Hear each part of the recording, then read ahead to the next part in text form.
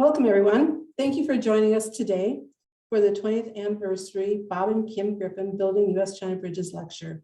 I'm Joan Brzezinski, and I direct the University of Minnesota China Center.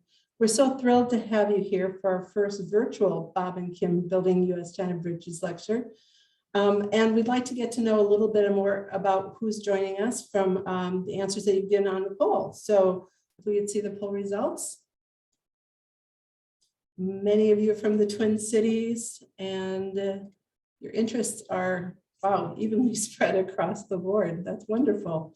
So glad you're here with us. It's a pity we can't be together in person this year, but our online programs are offering some advantages. We can reach wider audiences. There are no traffic and parking concerns, and I can guarantee that I did not check the weather once this week for the snow forecast. So I think there are some good things about meeting virtually, and I hope you think that as well. Over the last 20 years, it's been my greatest joy and privilege to present this lecture on behalf of the China Center. The China Center builds U.S.-China bridges by facilitating exchange, supporting faculty research, and fostering understanding and knowledge. It is a unique resource for university students and scholars.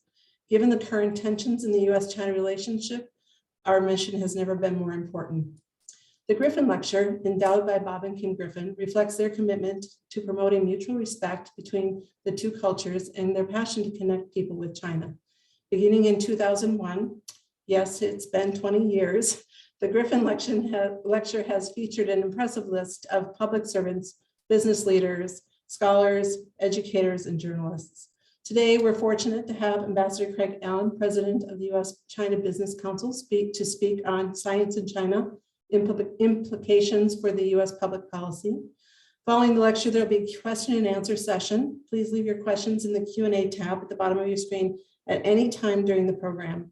I now welcome Meredith Mcquade, Associate Vice President and Dean for International Programs, to give some welcoming remarks. Welcome, Meredith. Thanks, Joan. And I want to join Joan and on behalf of the University of Minnesota, welcome you to the 20th anniversary of the Bob and Kim Griffin Building U.S.-China Bridges Lecture. 20th anniversary. That is really hard to believe, particularly because I have been fortunate enough to be present for every single one. Back in 2001, when the lecture was created, I was an associate dean at the law school and a member of the China Center Advisory Council. And now as Dean for International Programs, I have the great pleasure to oversee the China Center. And so my own life has been enriched by this series over the past 2 decades, as is likely true for many of you. Through the Griffin Lecture series for 20 years, we've been educated, inspired, informed, and sometimes provoked by the many experts and scholars we have had the great fortune to host.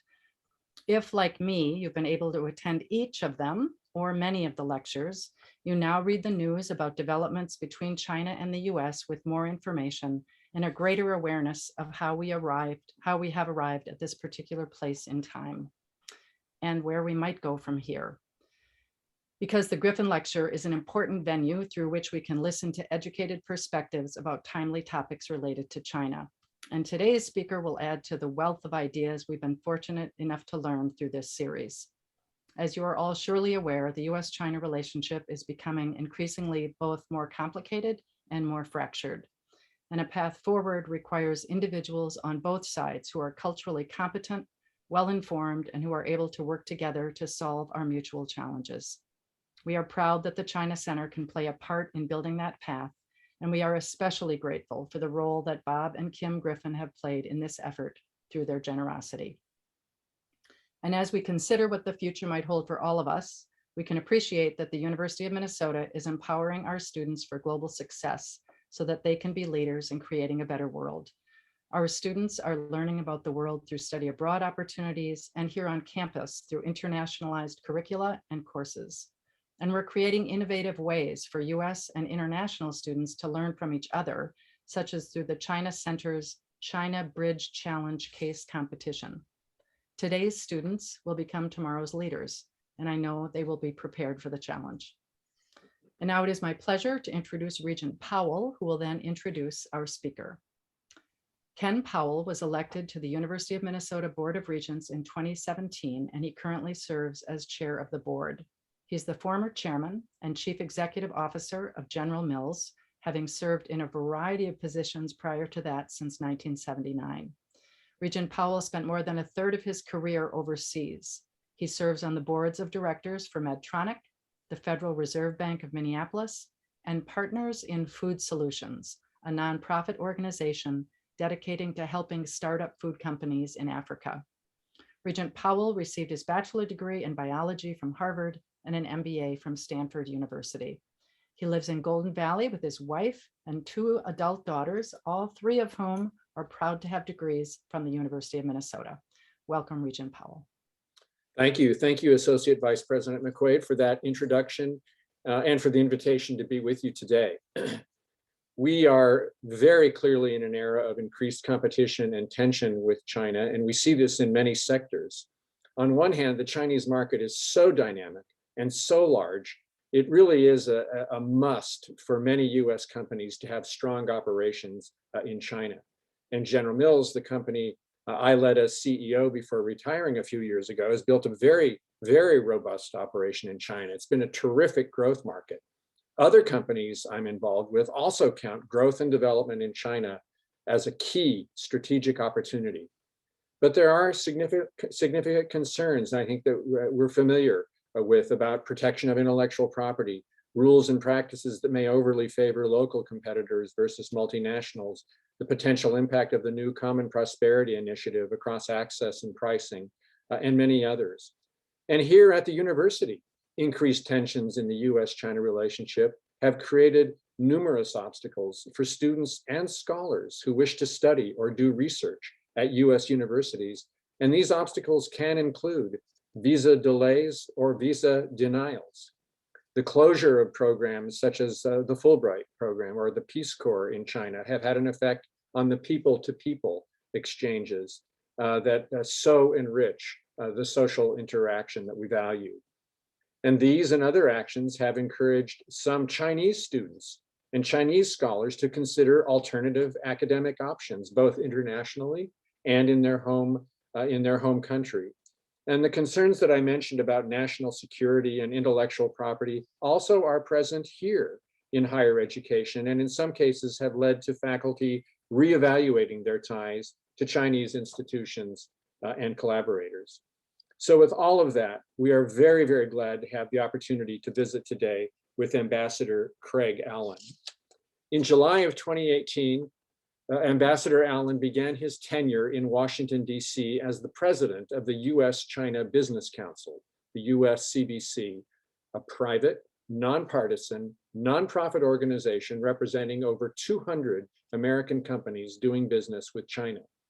Prior to joining USCBC, Ambassador Allen had a long and very distinguished career in US public service. He began his career in 1985 at the Department of Commerce's International Trade Association, the ITA, and from 86 to 88, he was an international economist at ITA's China office. In 1988, Allen transferred to the American Institute in Taiwan, where he served as director of the American Trade Center in Taipei.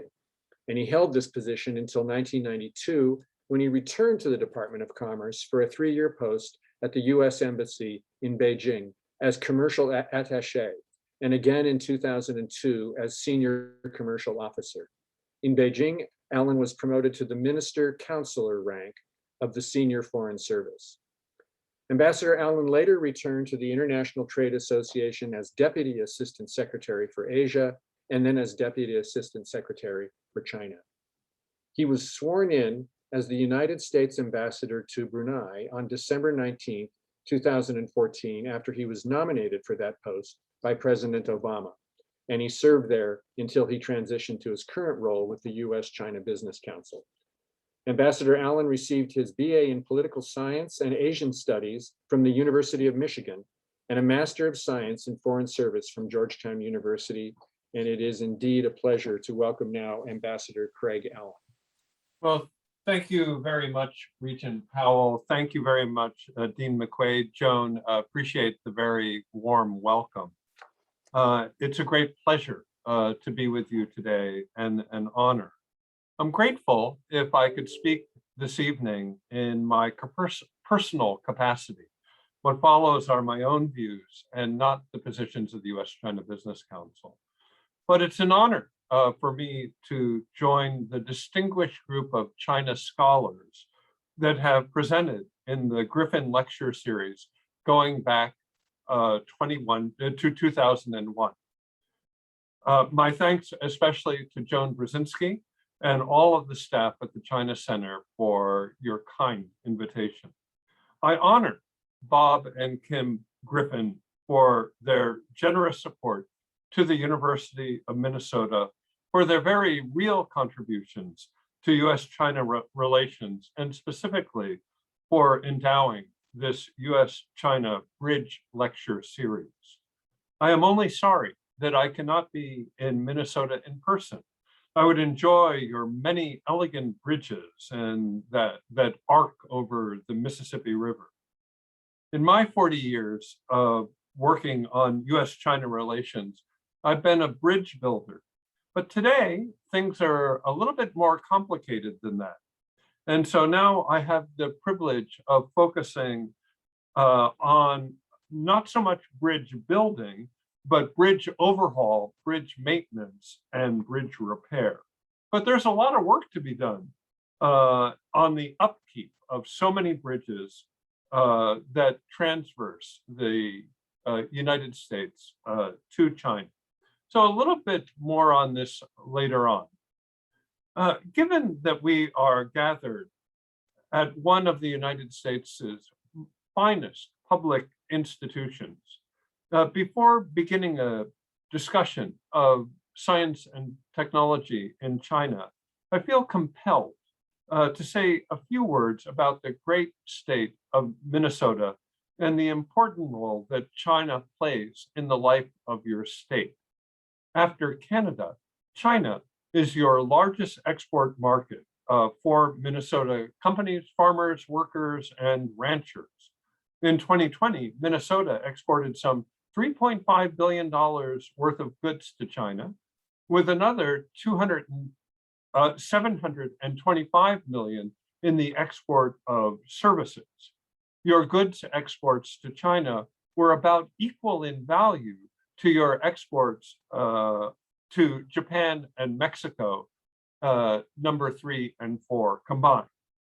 The trade numbers show Minnesota's economic vitality and diversity. You're strong in many unrelated areas of the economy: grain and food oils, of course, instruments, machinery, meat, travel, tourism, and of course, education. My best estimate is that approximately 25,000 Minnesotans directly rely on exports to China for their livelihood. And if one were to include indirect employment, the number would be multiples higher, about 100,000 of your state citizens. The University of Minnesota as an institution is both an important engine and a beneficiary of the bilateral relationship with China. Education alone brought in $169 million from China to the state, according to the latest numbers from 2019. And I understand that currently there are about 2,000 Chinese on campus, and that you have a very lively alumni network in China, enough to justify the opening of a University of Minnesota office in China. So that's great. But the bilateral US-China relationship, as Dean Powell noted, is complicated, and the trend lines suggest growing uncertainty and volatility for the foreseeable future. Now, we could spend a long time cataloging the various problems associated with the US-China affairs. It's a simple fact that conflict characterizes a relationship in almost every sphere of international relations: geopolitical, military, diplomatic, human rights, trade, investment, visas, technology, and ideology. In political science terms, the US and China are caught on the horns of a security dilemma. Country A takes a measure that it feels is defensive. Country B sees that same measure as offensive and takes countermeasures and so on and on and on, thus creating what could be an endless cycle. It's especially hard to break out of this vicious cycle given roiling domestic politics in both countries and an almost complete breakdown in trust between the two governments. Today, I would like to take a moment to look at the relationship through the prism of science and technology. Of all the problems that we have in the relationship, technology, as I hope will become clear, is perhaps the most difficult one to solve. So let me start this tale with a personal story. The story goes back to about 2005, when I was based at the US Embassy in Beijing as a senior commercial officer. I had the opportunity to travel to a remote province for a contract signing. The location was quite rural, and the vice governor of the province kindly offered me a ride. And so I had the chance to chat with him very privately in the back of his car.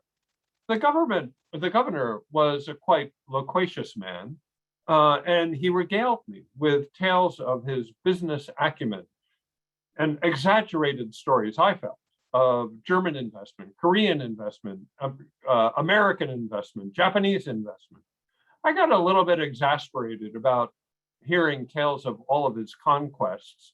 And so I, perhaps a little bit rudely, remarked that the Chinese Communist Party was more pro-business than the American Republican Party.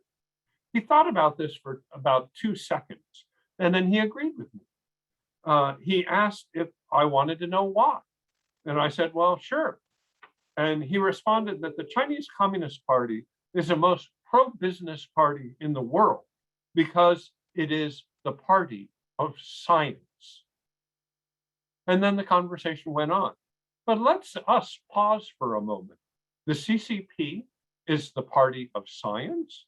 What an interesting idea. Is that a testable hypothesis? If it's true, what are the implications for China?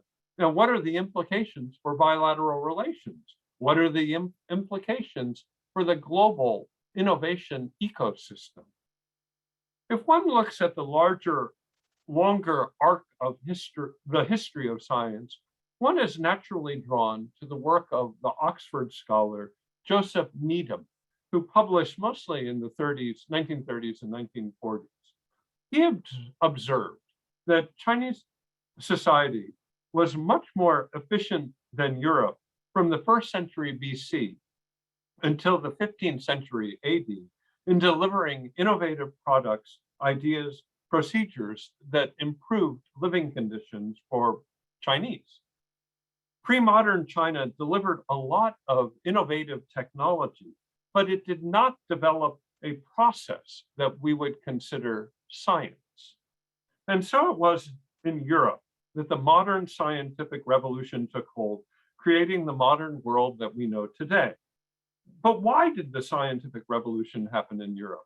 Why did science not blossom in China? Is there something cultural? Perhaps it was a circumstance of history. In the late 19th century and the early 20th century, trying to address foreign occupation, Chinese intellectuals were wedded to the idea of strengthening China mostly by promoting science, technology, and innovation. Chinese intellectuals in that colonial period looked at what Japan had achieved in the Meiji Restoration, and then what Japan accomplished only a short time later in the Russian-Japanese War of 1905. And they realized that developing science and technology was imperative if China was to survive and become again a strong nation. They reasoned that it was China's relative lack of science and technology at the core that was responsible for China's humiliating situation on the world stage. Science and technology were therefore the key to national rejuvenation. Therefore, wholehearted promotion of science and technology was at the heart of the new culture movement of the 1910s, and of course, the May 4th movement of 1919 that followed. Mao Zedong the founder of the Chinese Communist Party, was a very complicated man, but he was steeped in the importance of developing science and technology as a necessary antecedent to enhance national power and prestige. To Mao, science and technology became synonymous with national power and political power. These lessons are hardwired into the foundational thinking of the Chinese Communist Party. During the early years of the People's Republic of China, Mao fully embraced the Soviet Union's very impressive model of science and technology development, and thousands of bilateral Chinese-Russian projects were launched, and an enormous amount of technology was transferred until Mao demanded nuclear weapons and missile technology. Stalin refused to provide Mao with the blueprints of the bomb, and at that point, China launched an all-out effort to indigenously develop what they call 2 bombs and a missile in a very short period of time, about 6 years. And they succeeded by mobilizing massive numbers of technical cadre and capital. Interestingly, China's nuclear weapons program was hugely aided by a gentleman by the name of Qian Xueshan, a Chinese who had immigrated to the United States, worked during World War II on the Manhattan Project, and then subsequently at MIT and Caltech. But like many Chinese academics studying in the US today, he was viewed with a little bit of suspicion. He returned to Beijing after being hounded out of 2 jobs in the United States. And today you could see his statue in front of the PLA Museum in central Beijing, commemorating the role that he played as the most important contributor to Mao's 2 bombs and a missile technology project. So in the closing years of the Mao era, concurrent with the end of the chaos of the Cultural Revolution, Zhou Enlai and then Deng Xiaoping recentered the party, and indeed the entire country, around the so-called 4 modernizations, the modernization of agriculture, industry, science, and the military. This was safe, neutral, non-ideological ground on which modern China has been built. China's science and technology project was back on track as soon as Mao left the scene. From the death of Mao until today, science and technology has consistently been the centerpiece, almost a fetish for the CCP leadership, generation after generation. In '78, Deng Xiaoping spoke of science as a key productive force, and he spoke of Karl Marx's glowing review of science. In the 1990s, Jiang Zemin believed that, quote unquote, only science could save China. In the Hu Jintao period, the so-called scientific development concept was formalized. In short, since the death of Mao, every party leader, including Xi Jinping, has highlighted and celebrated the compatibility of Marxism and science with traditional Confucian virtue. Xi Jinping stands firmly in this tradition. He is completely dedicated to advancing science and technology as the primary means of building national power. The only difference is that today, Xi Jinping is able to marshal enormous resources to this task. Under the leadership of a succession of successive generations of leaders, China has moved from poverty to near peer relationships with the US, Japan, and Europe in terms of science over a course of a mere 40 years. Due to the constant focus on science and technology since the death of Mao, we need to recognize that China is becoming one of the world's most innovative nations, and that it is expanding its innovative capacity rapidly. Caroline Wagner of Ohio State University studies China's rise up the ranks of nations proficient in the use of science and technology. And she notes that on an absolute level, China spends a little bit less than the US on R&D, but China's spending is accelerating rapidly and ours is quite stagnant. In scientific publication, China leads the world with 528,000 in 2018 compared to 422,000 in the United States. If you just look at patents in 2018, China racked up 1.5 million, while the US had 600,000. Of course, China is not dominant or a leader in every field of science and technology, but it does have considerable strengths in many fields.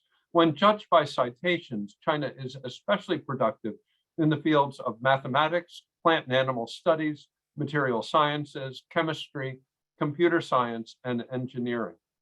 Now, Richard Freeman of Harvard University has done some fascinating work on the interaction between the scientific communities of the United States and China. And he's found that bilateral US-China scientific collaboration has been remarkably productive in many, many fields. Freeman breaks down the collaboration between the China and in US as between the Chinese diaspora, PRC citizens studying in the US, and institution to institution work between Chinese and American entities. Many times, a Chinese visiting scholar at a US institution will return to his or her home institution in China and will continue to work on collaborative cross-border research.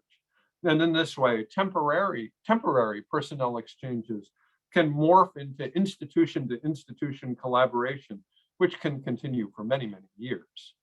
US papers with international collaboration increased 100% from 2000 to 2020. Currently, 50% of all US papers have collaboration, and 29.36% of US papers reflect collaboration with Chinese individuals or institutions. In the higher end publication, this collaborative trend is even greater. 42.9% of US papers in Nature and Science have both Chinese and American authors. So the work of Charles Freeman of Brown University, I think, emphasizes very well that China's technological base is on very firm foundations. Freeman notes that Chinese students, at least those surveyed in Shanghai, rank first in the world in mathematics and science, while American students rank 37th and 18th, respectively. China also has a large critical mass of STEM workers. Freeman notes that there are now 8 times as many scientists, technicians, engineers, and mathematicians in China as there are in the United States. And if nothing changes, he claims that by the end of the decade, there will be 15 times as many STEM workers in China as there are in the United States, due to a much higher throughput of young graduates. Is this a problem? And if so, why? Until the global financial crisis in 2008, China was largely converging with global norms and standards across a whole wide variety of indicators. At that point, the emphasis of the Chinese leadership shifted from catching up with the world and following global best practice to more of a global leadership mode. China stopped converging from the 2009 Great Recession. And then at that point, China began to diverge from global best practice in many, many areas. And this process continues today. Chinese divergence from global norms is most clearly manifest by the extension of the Chinese Communist Party and the government into all aspects of society. Ask the Chinese, they will agree. The expression in China is 国进民退, or the state advances and civil society retreats. And that perfectly characterizes Chinese society today. Xi Jinping has taken the extension of party control to a higher level than ever before, as he likes to say, quote, to the east, west, south, and north, and the center, the party controls all, end quote. There are many elements of China's growing assertiveness that worry outside observers. Please excuse me if I refrain from discussing human rights, economics, and geopolitics and stick only to science and technology, with perhaps a little bit of trade and investment thrown in at the end. What part of the government's intrusion into the science and technology process in China should we be concerned with? I have 4 main points. First and foremost, Xi Jinping has articulated and strongly supports what he calls, quote unquote, civil military fusion. This has become a deliberate policy orientation in China. Now, other countries might have similar practices, but they're usually mediated by competitive bidding, market contracts, labor unions, IPR protection, and other civil society limitations. In China, they don't exist. This policy is very explicit and it is driven from the top. Second, I would note that China's National Intelligence Law of 2017 seems to require Chinese citizens to collaborate with Chinese intelligence agencies upon the request of or demand of the latter. In theory, this is only supposed to be true in the case of national security crisis. But who's to determine what's a crisis in this context? The National Security Law of 2017 makes China an outlier in the community of nations. Third, I would note that the 1,000 Talents campaign that invites the Chinese diaspora to return home is no longer a transparent and open or a competitive process as it used to be. Rather, researchers and scientists are contacted secretly and their identities are protected by the recruiters. Instead of an open, quote unquote, talent recruiting campaign, this looks more like covert technology transfer. And fourth, I must mention cyber. While the Chinese have stated that they only use espionage for national security reasons, they define national security much more broadly than most other countries.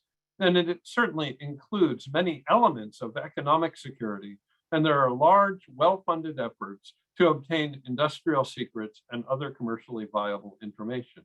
And this is a real challenge for tech companies around the world. In general, Xi Jinping has said that he wishes to make China as self-reliant as possible in technology, while making other countries as dependent as possible on China.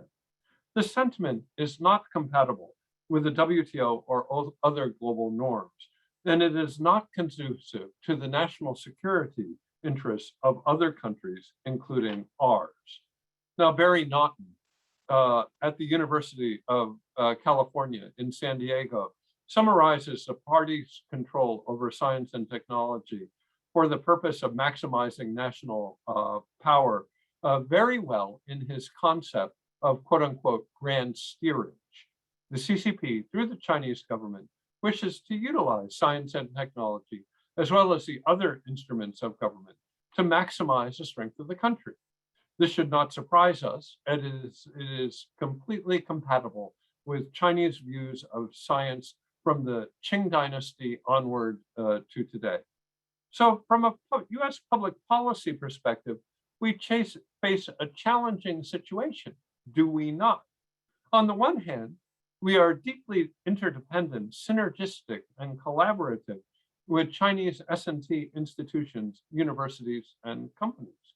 On the other hand, we are also in danger of falling behind and or becoming dependent on these same Chinese institutions that may be dominated by the Chinese state or the CCP.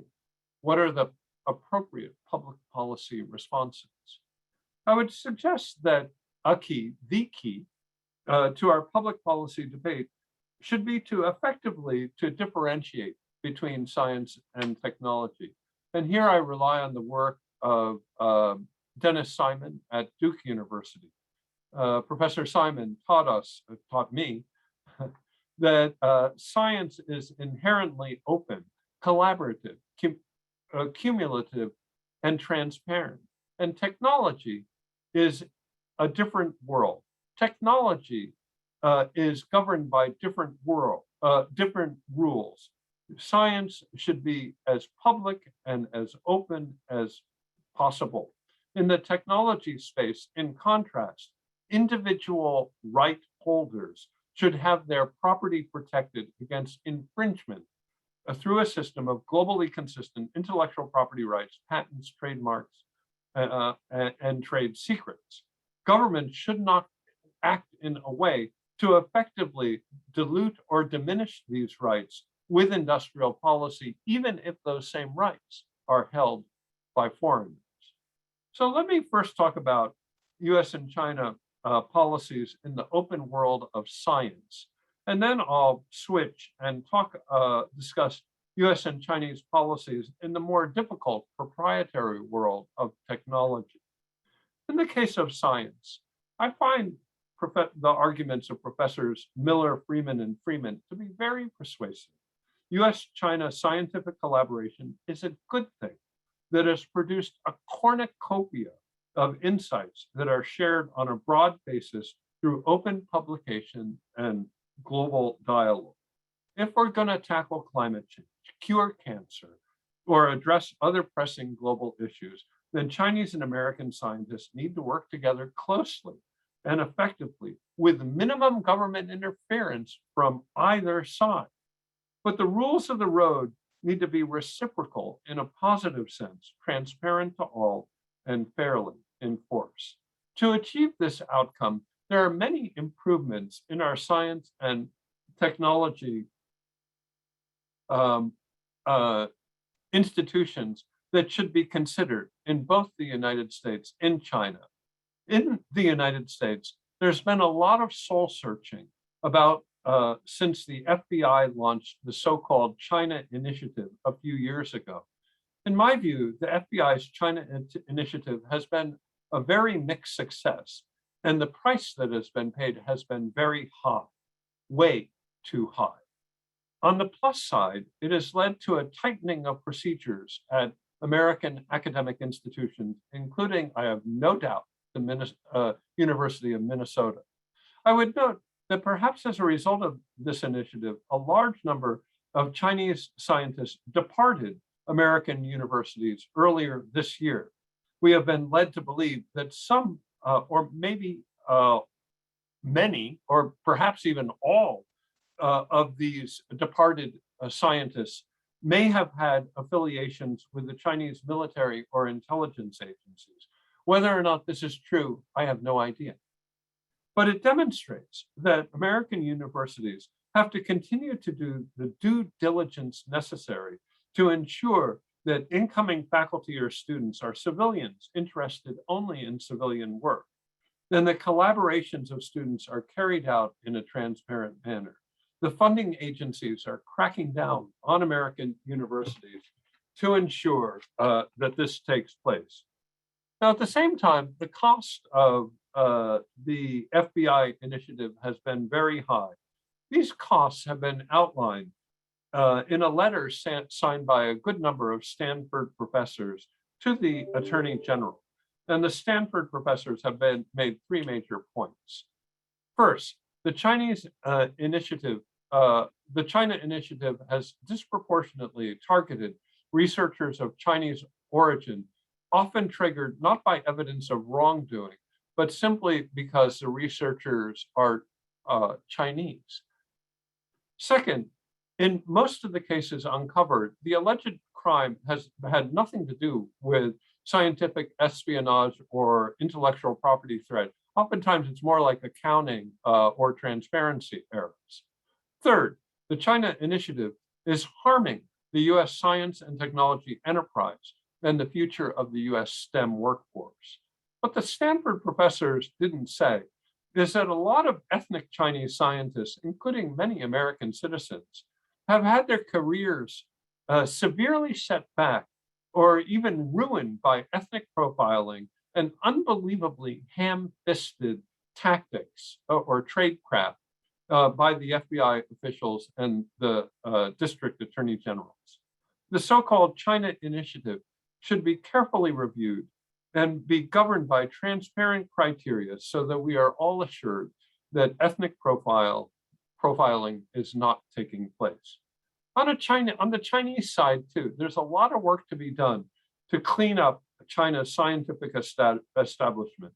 Most importantly, the doctrine of civil-military fusion and China's intelligence law of 2017 make it very difficult for Chinese scientists, engineers, researchers to fully integrate in the global innovation ecosystem.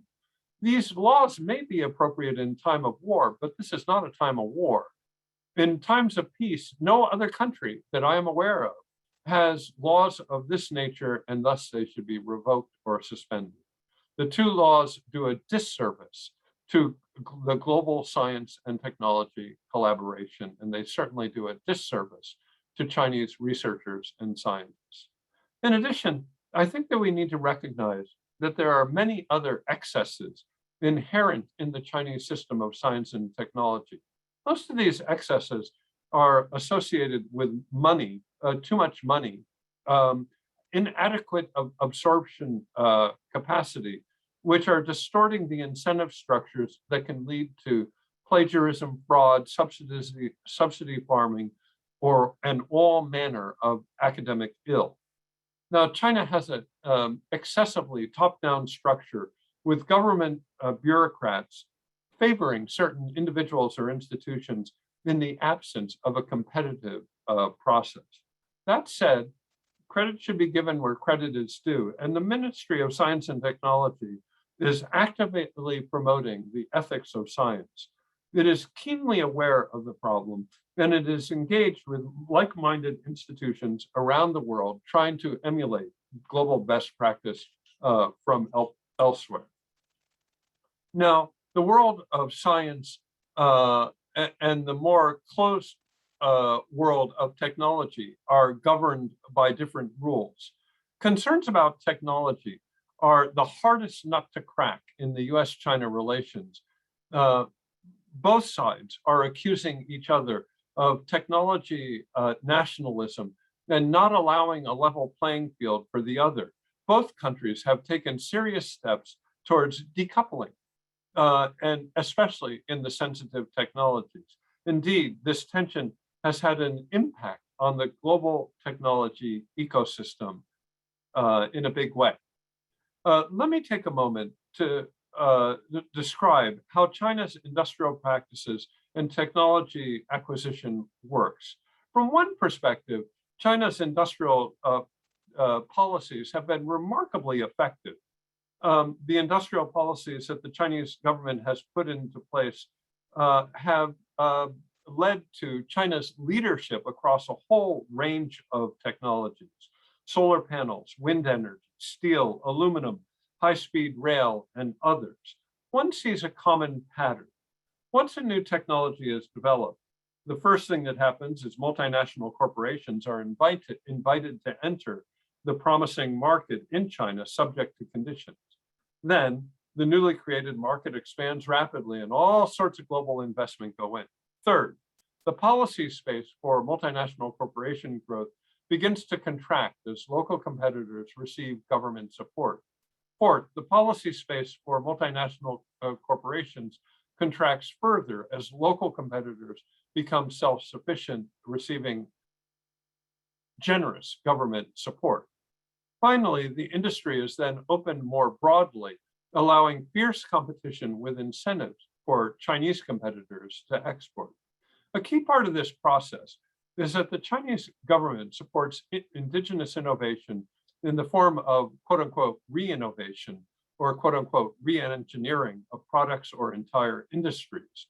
And these policies encourage the taking of right holders' property, and they have degraded the global system of technology cooperation and technology competition. China's industrial policy is not an infallible model, and it's produced mixed results in many different industries. It seems to work well in industries that are capital intensive and where scale and speed really matters. One of the unintended consequences of China's growth model is that it often leads to excessive investment and overcapacity in the affected industry. At the scale and speed that China moves, this has a global impact often in the form of global price destruction, a race to the bottom. And this hurts ongoing innovation throughout the world in all of those industrial sectors. So what to do about Chinese technology policies? In principle, there are really only two ways to approach this. The first is through reciprocal access or reciprocal denial of each other's market. And the second is through a network of commitments that both governments have made in the WTO or global institutions. It's reciprocal or it's WTO rules-based. It's one or the other or some messy combination of both. I would note that the WTO has limitations. In the past, I was a former trade negotiator, and I would sit in trade negotiations with our Chinese side. And I would say to them, with the WTO rule book opened in front of me, that the WTO does not allow you to do that. And the Chinese negotiating partner would look at the exact same text, and they would say, well, we've designed this in such a way that the WTO doesn't say explicitly that we cannot do it, therefore we will.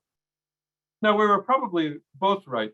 The WTO rules are not explicit enough to govern all activities. And unfortunately, when we've taken the Chinese to the WTO and we've won those cases, and not always, even with a clear legal decision, not always have the Chinese implemented the WTO ruling. This has led to a reduction in the credibility of the WTO. If we cannot agree to appeal to a higher authority like the WTO, then there's a danger that the United States and China are going to rely on negative reciprocity over the rule of law. And this is very much taking place already. American use of export controls and sanctions have greatly expanded in recent years. And this has given the Chinese side to take countermeasures that are equally damaging. The use of negative reciprocity in the context of the security dilemma might have very dangerous consequences for everyone. It feeds a tendency in both countries to allow the legitimate national security concerns to become blatantly protectionist measures. Indeed, the IMF did a study on this last year, and it found that decoupling in the technology industries could lead to as much as 0.75% of global GDP reduction if we separate into two technology camps.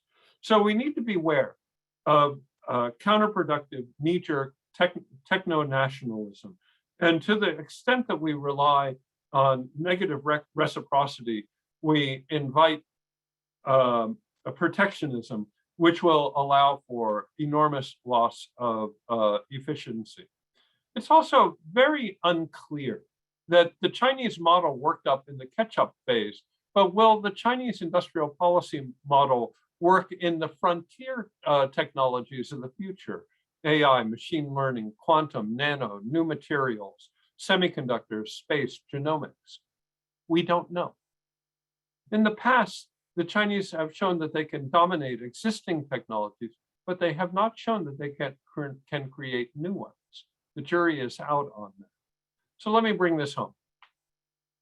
US Ambassador to China designate Nick Burns said in his confirmation hearing last week that the United States relationship with the People's Republic of China is, quote unquote, the biggest geopolitical test of the 21st century, end quote.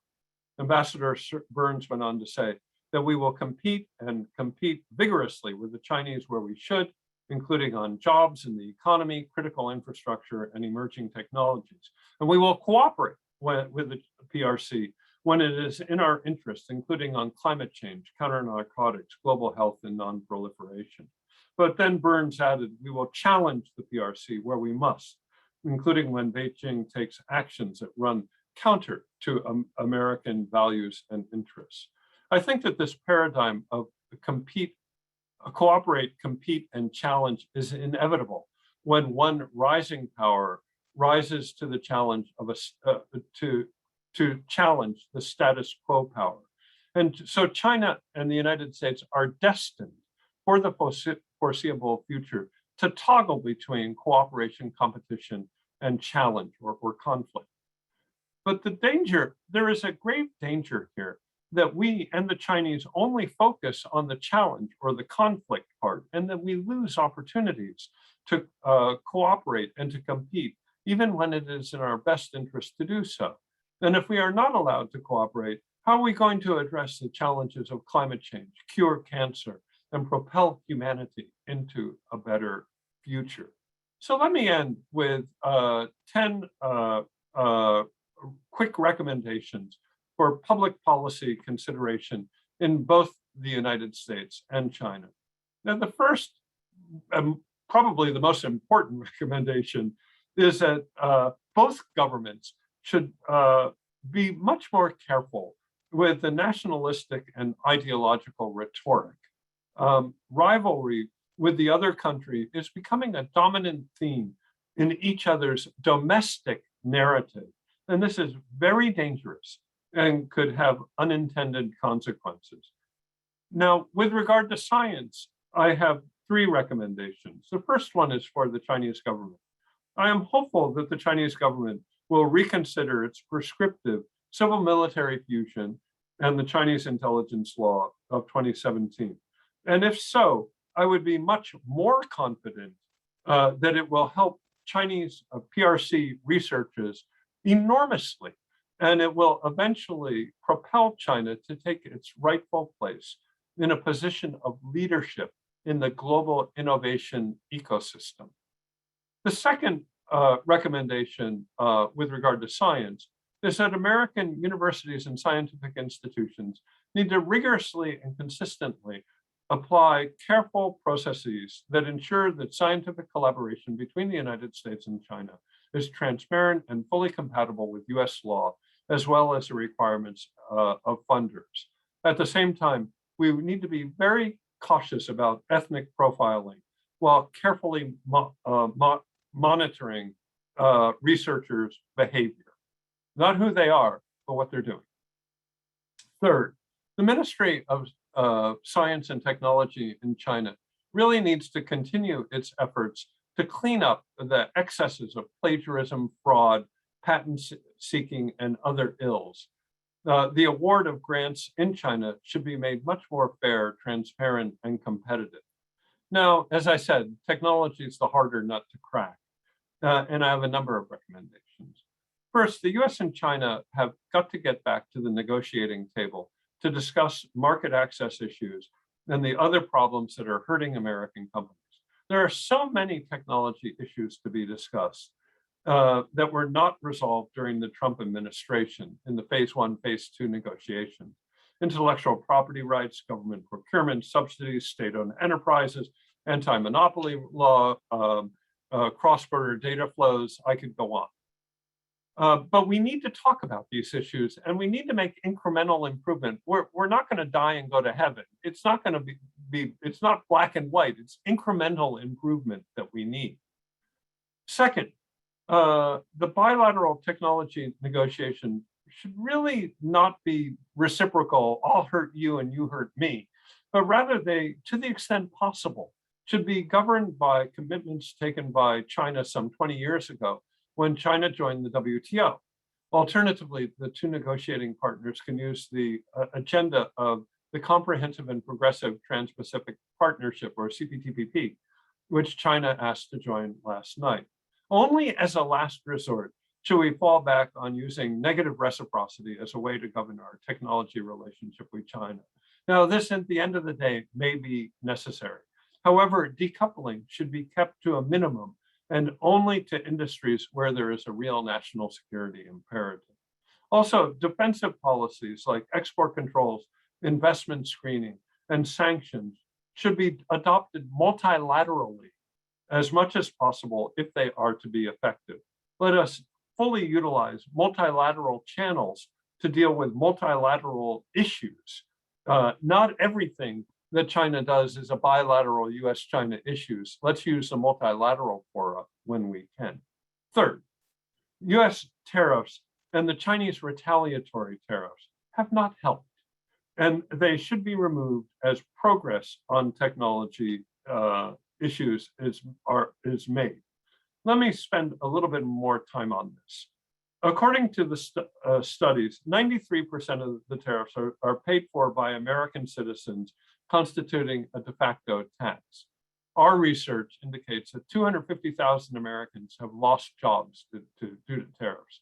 Most importantly, if companies cannot import the cheapest and best inputs from around the world, a lot of which comes from China, American companies will only lose market share to others who are able to do that.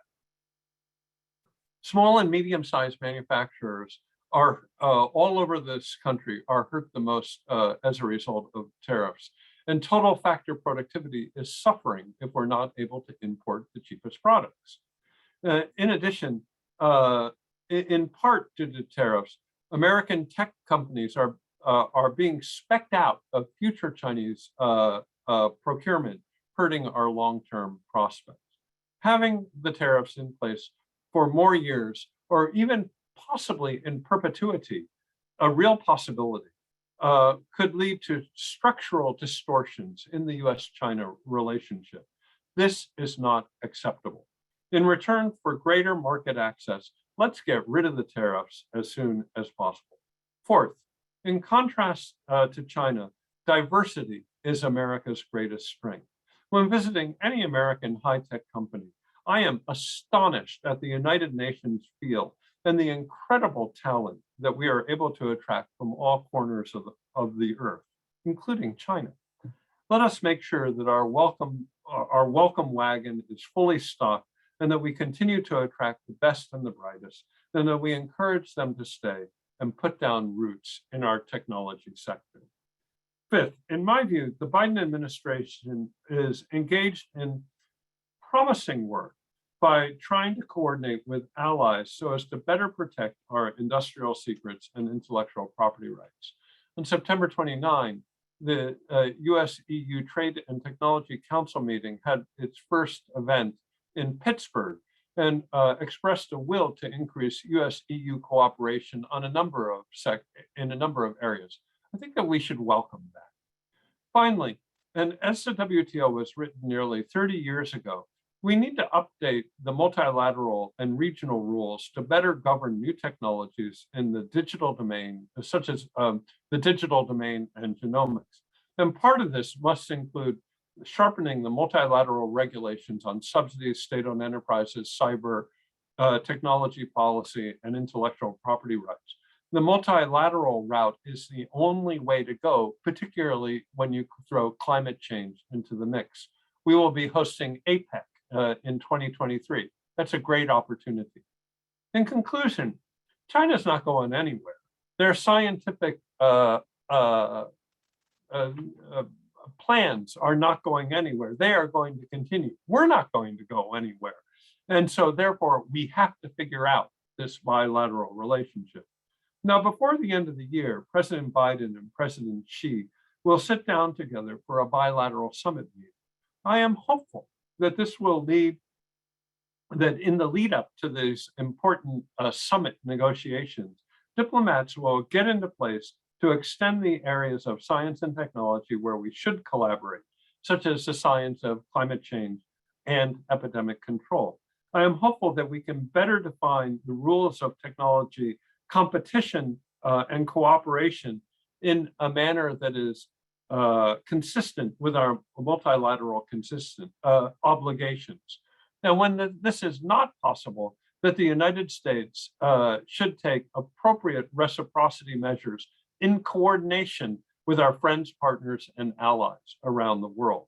Finally, I am hopeful that both sides will be able to manage the inevitable challenges and avoid conflicts between us through diplomacy, recognizing there is great peril in unbridled nationalism and ideological invective from both sides. At the end of the day, Americans should recognize and acknowledge our inherent strengths, openness, transparency, and diversity. And we need to invest in ourselves and we need to strengthen our own institutions of science and technology. We have the world's best model, but our model is under stress. The Chinese model is different, and it has legs. If Joseph Needham, the Oxford scholar of the 1930s and 1940s, were to emerge from his grave today, I think he'd be astonished. He would be mightily impressed at how successfully China has completely integrated science and technology into the core of its society. He would probably conclude that there are no cultural factors inhibiting China's capacity to develop in virtually any scientific field.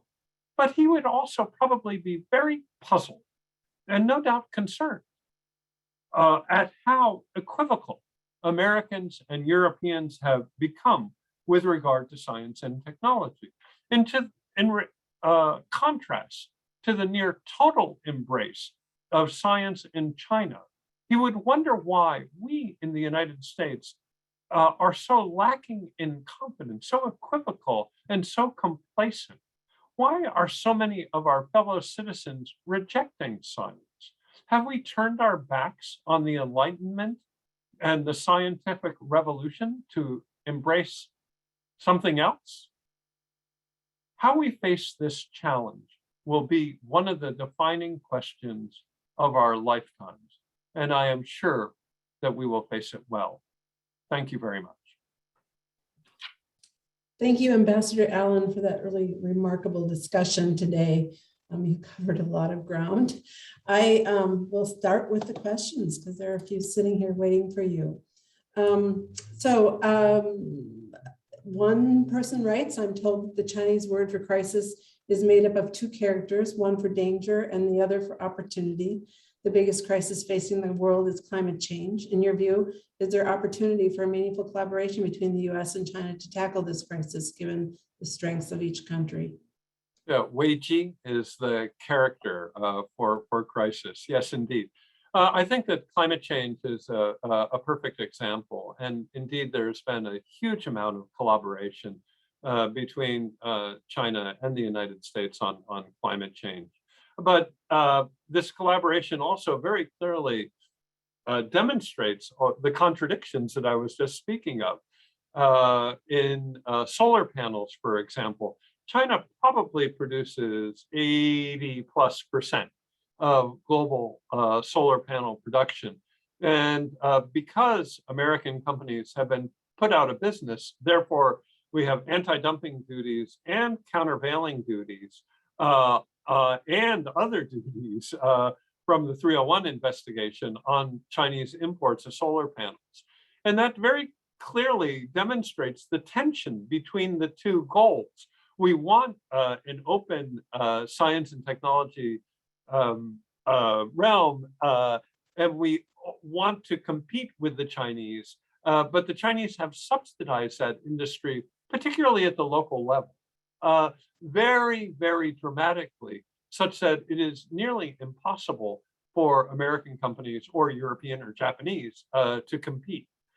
So it's very interesting. Once the new tariffs went in, and the Biden administration seems to confirm that they're going to stay there, there has been new factories built in Ohio to produce solar panels. But this is very much predicated on the global price of solar panels plus up the tariff price. So we're going to put in a lot fewer solar panels than we would if the prices were at the global price. And here you have this very clear demonstration of the tension between our goals. We can reach both, but only in a really messy manner and in a way that is incredibly inefficient. But it's a beautiful demonstration and articulation of the conflict that I just tried to describe. Thank you. The Chinese Communist Party has invested heavily in 6G. the U.S. following a similar approach to the U.S. during World War II with the Manhattan Project and radar. Should the U.S. move towards a greater role for the government in coordinating the development of quantum, AI, and other technologies that have military implications? I think that a year ago, there was a huge debate on this in Washington.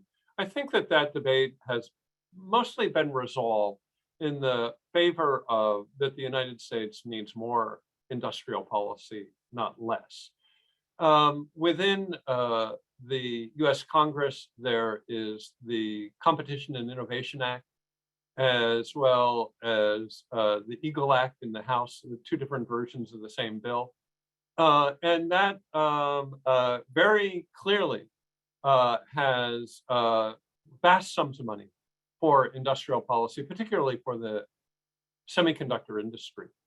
And so at least for those technologies that are national security sensitive, it does appear that there is a consensus in Washington that we should be spending the taxpayers' money on securing our supply chains and incentivizing companies, probably American, but not necessarily, to bring that manufacturing home. Now, whether or not that's the right model, time will tell. I think that a more basic kind of true blue American model of funding basic research might be more productive, but one could have a very good debate over industrial policy or greater funding for basic research. Within the university, I would bet you would find a lot of different views on this subject. And I, for one, am not smart enough to know which is better. Thank you. What do you think of AI surveillance capability in China? Is it going to make China lead in this field due to lack of the privacy law, which adversely affects the rest of the world negatively? Yeah, it's a really interesting question. China, I would say, treats data very differently from the United States and Europe. And so we really have three models of data governance that are not really compatible at all. And it's interesting to watch the Chinese experiment with this, facial recognition being an important part of that, but not the only part of it. There's an awful lot of other personal data that is collected in all three countries that is governed very differently. I think that this is a fascinating question. And within the CCP, you've heard really interesting debates about, is data a quote unquote factor of production, like as elemental as land, labor, and capital? What a fascinating question that is. And if it is a factor of production, then who owns it? Who controls access to it? And who determines how it should be used or stored? And those questions are very much up for debate in China. And there's a rollicking debate internally within China over these issues, just as there are in our country. And in the US, Mark Zuckerberg and Jeff Bezos are hauled up in front of Congress. And that's how we make policy, not as efficient, perhaps, as it might be. In China, it's very different. And I'm not sure that it's more efficient or less efficient. But the Chinese are moving very aggressively to try to regulate this. Chinese citizens do care about their privacy very much. And so this is a sensitive area for the Chinese government, and one that's moving very, very quickly, and one that is causing, by the way, enormous stress for American companies in China and Chinese companies in America. Witness the TikTok and the WeChat cases that were brought by the Trump administration and subsequently thrown out by American courts, Now that's messy policymaking. If you're an American government bureaucrat and you put in an executive order by the president and the court throws it out, that's a bad day. So this is very dynamic, very fluid, very difficult, and the technology is moving at warp speed. Regulators, not quite. So what influence have tariffs had on the supply chain problem in the US and ultimately inflation? Yeah, it's a really good question. I think that it's very different company by company and industry by industry. Many consumer goods, for example, are not caught up by the tariffs. It's really industrial middleware, parts and component supplies, materials that have been most hit. So I would say that small, medium-sized American manufacturers have really taken productivity hits because they're not able to import the cheapest products. Now, if you're a German company and you can import the cheapest Chinese product and then export to America, then you're going to overtake the Minnesotan company that is not able to import those same products, the same imports going to the German company who's able to outprice you in your home market. And we see this tendency, particularly in small, medium-sized manufacturers. I would say users of many packaging equipment, a lot of industrial supplies, materials. It's really had a very deleterious effect. And the small, medium-sized guy or gal who was dependent on China, well, sorry, you're out of luck. Your property is no longer viable. I really regret that. I really regret. Thank you. Do you believe that China undervalues its currency in violation of the WTO rules? And if so, what should be done to address the issue? China had undervalued its currency for much of its economic development. It no longer does so. I talked to the folks at the IMF earlier today, actually, and they're the best judges of this. As a matter of fact, if anything, China is artificially keeping its currency high so as to forestall capital flight. So China had for years underdeveloped its currency, and that was one of the core elements of its export promotion program, very similar to Japan, Korea, Taiwan, Hong Kong before them. But it is no longer the case. China, there's no academic argument or empirical argument to be made that China is undervaluing its currency. Vietnam might be a different story. There are others out there, but China is probably manipulating its currency to keep its value higher than what the market would say, especially now in a time of some market instability domestically within China. And China has a lot of internal debt. How is that likely to affect that? China's total debt is over 300% of GDP, about equal to the United States. But China is a developing country, and it's older than the United States, and it doesn't have. It has only a 1.3 fertility rate, well below the rate of reproduction, well below the rate of population reproduction, and no net immigration. So that debt is a huge problem. The Chinese government is aggressively trying to reduce debt as a percentage of GDP, which is what's really behind the real estate mini crisis that we have right now with Evergrande and the others. Whether or not it will be able to do so remains to be seen.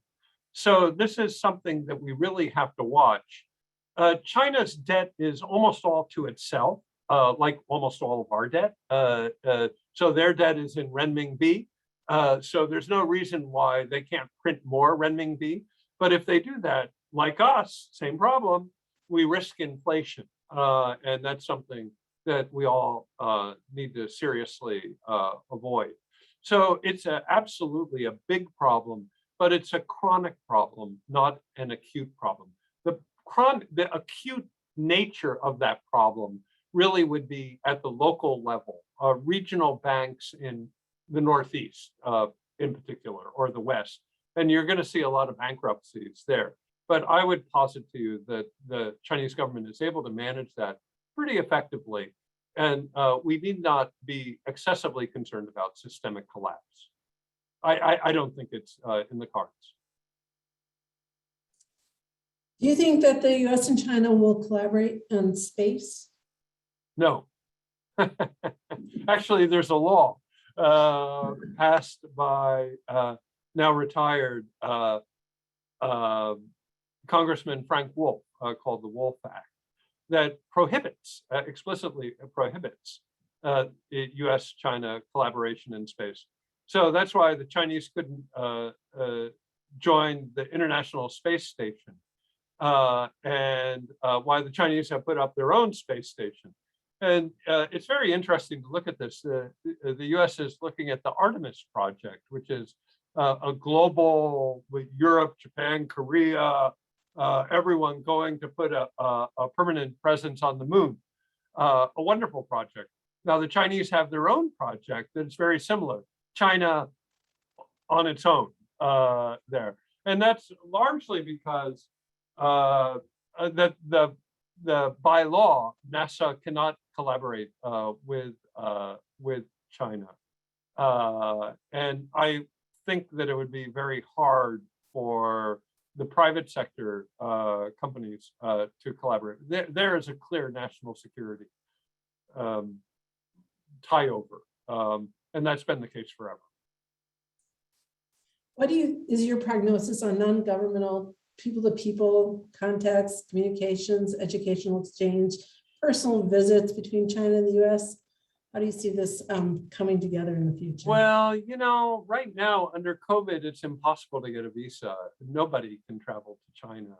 Nobody is traveling to China. I am hopeful that once this is over, that we're going to be able to get back to normal, and we can welcome Chinese tourists throughout the United States. They're big spenders. And they're very good tourists, particularly if you're retail, hotel, or tour operators or whatever. They employ many tens, if not hundreds of thousands of low-wage Americans as tourists. So I want them back as soon as possible. But we got to get over COVID, and we need to be concerned about public image in each other's society. Some 71% of Americans look at China unfavorably, and the number of Chinese who look at America unfavorably is about the same. And so let's be careful there, not to demonize one another, and rather employ cognitive empathy when we can. We're all human beings, and there's really not that much difference on a human-to-human basis. So let us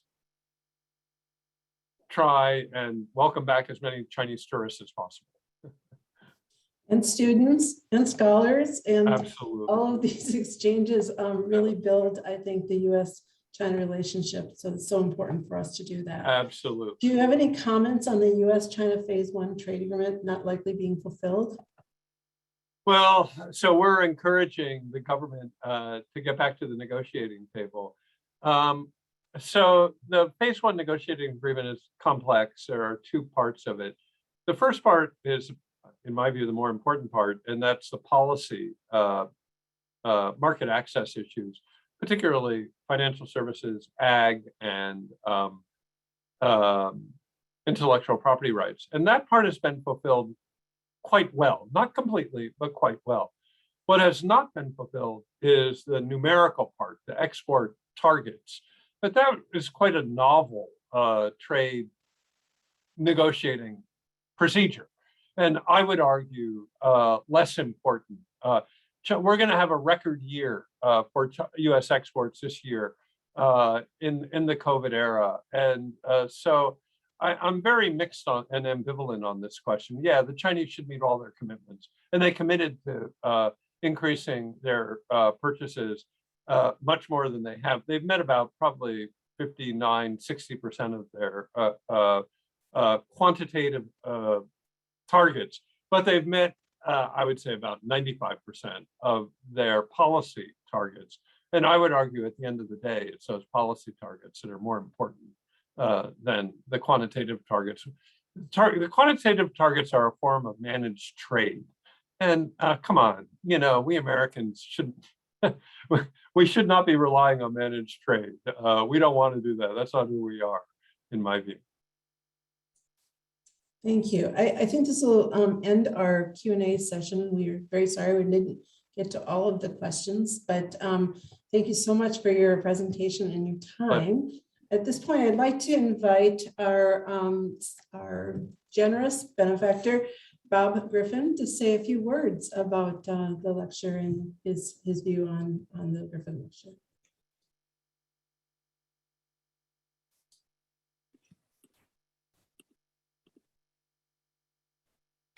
Can you hear me? Yeah. Okay. Hello, everyone.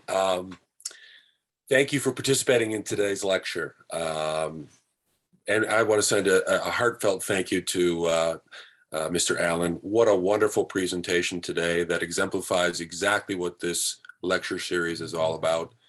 Your passion, your competency in the subject of science and technology as it relates to China and US relations was mind-blowing. And to absorb everything you've said today is going to take a little time, but it was very incredible, and very much thanks for your time today.